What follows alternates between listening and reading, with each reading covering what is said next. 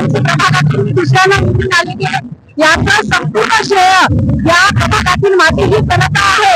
ही जनता माझ्या पाठीशी त्यांचं प्रेम, आपुलकी, जिव्हाळा आणि यामध्ये सगळेजण रोज प्रत्येकाच्या घरोघरी जाऊन त्यांनी माझा प्रचार केला आणि माझ्या पत्रामध्ये जे मतदानाचं दान पडलेलं आहे, या सर्व जनतेने जो प्रयत्न केलेला आहे माझ्या प्रभागात, त्या सगळ्यांना मी हा माझा जो विजय, हा संपूर्ण विजय मी या सगळ्या लोकांना समर्पित करते.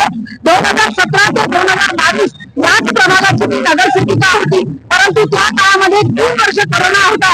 3 वर्षाच्या करोनाचा कार्यकाळ असताना सुद्धा 2 वर्षामध्ये मी 17 कोटीचा निधी आणला आणि हा संपूर्ण भाग अविकसित आहे. भौगोलिक दृष्ट्या सगळ्यात मोठा हा प्रभाग आहे. मग सातबंगला असो, भवानी परिसर असो, या परिसरामध्ये अतिशय कठीण आणि बिकट परिस्थिती आहे. रस्ते नाही, नाल्या नाही, स्ट्रीट लाईट नाही, बगीचे नाही.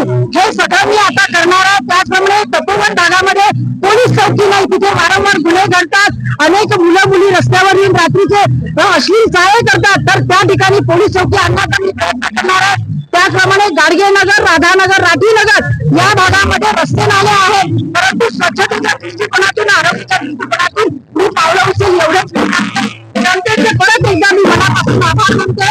लाडकी बहीण योजनेचा अतिशय चांगला असा फायदा मला झालेला आहे. सगळ्या माझ्या या बहिणी माझ्या पाठीशी राहिलेल्या, त्यामुळेच मला 1895 ची लीड घेऊन मी विजय झालेले. परत एकदा या संपूर्ण जनतेचे मी आभार मानतो. साहेब, आपण भावुक झाले, आपल्या डोळ्यांमध्ये अश्रू आले, काय सांगाल यार?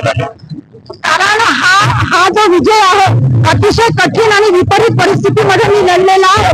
कारण खूप अडचणी आल्या, खूप समस्या आल्या, परंतु माझ्या पाठीशी ही सगळी जनता राहिली. त्यामुळे माझ्या आज आनंदाश्रू आणि दुःखाश्रू दोन्ही सोबत आलेले.